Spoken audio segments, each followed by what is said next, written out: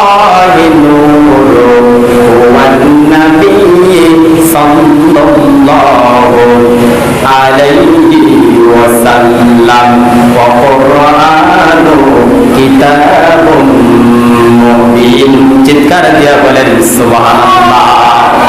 আল্লামা ইমাম Jalaluddin Suyuti ওনার তাফসীরে জালালাইনের মধ্যে তিনি তাফসীর করেছেন, তিনি লিখেছেন, তিনি বর্ণনা করেছেন, তাফসীর করেছেন, হাদিজা আকুম মিনাল্লাহি নূর, অবশ্যই আল্লাহর তরফ থেকে তোমাদের কাছে এসেছে নূর। কে সেই নূর? তিনি হলেন ওয়ান নবী সাল্লাল্লাহু আলাইহি ওয়াসাল্লাম। ওই নূর হলো হযরত নবী করিম সাল্লাল্লাহু আলাইহি ওয়াসাল্লাম। চিৎকার দিয়ে বলেন সুবহানাল্লাহ। ইমাম জালালউদ্দিন সুয়ুতী ওনার